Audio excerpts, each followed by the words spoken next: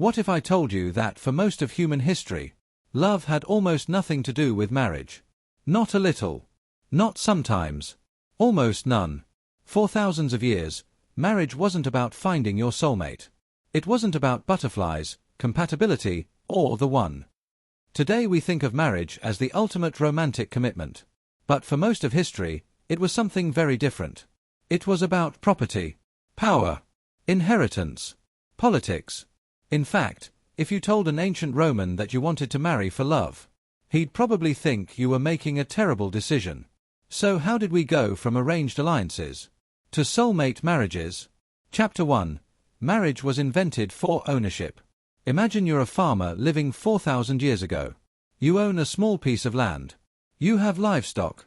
You have children. One day, you're going to die. Who gets everything?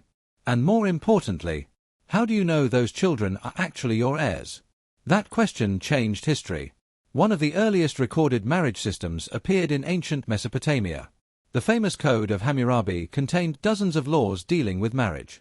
Bride prices, dowries, divorce, inheritance, adultery. Marriage wasn't treated as a romantic relationship.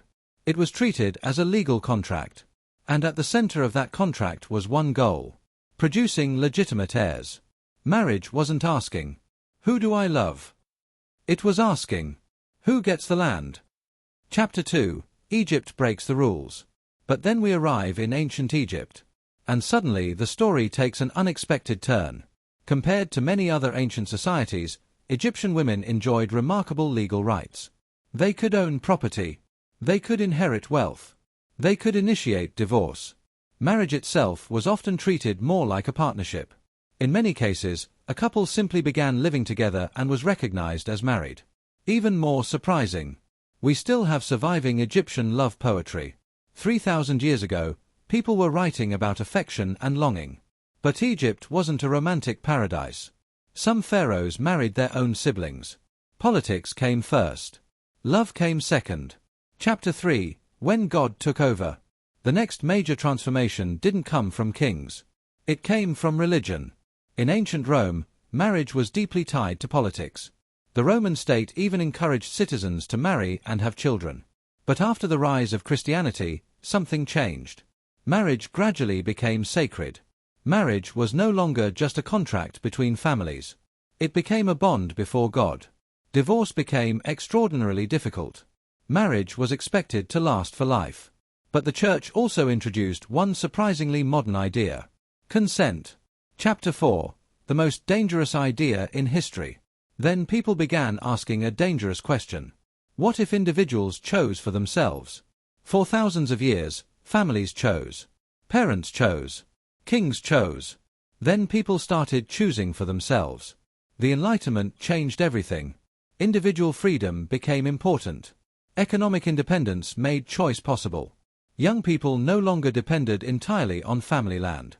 And suddenly, love started looking less like a risk, and more like a reason to marry. The idea spread rapidly. Marriage could be about love. Chapter 5. Marriage becomes about happiness.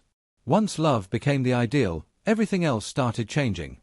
Women fought for legal rights within marriage. The 20th century accelerated these changes. Marriage increasingly became a partnership. The definition of marriage expanded further. Closing. Ask a Babylonian why people marry. He might say inheritance. Ask a medieval priest. He might say God. Ask a Victorian. He might say love. Ask someone today. They'll probably say happiness. Marriage has never been fixed. It has always evolved. And if it changed this much over the last 4,000 years, what will people 500 years from now think about our version? Because one thing history makes clear: marriage isn't finished evolving yet.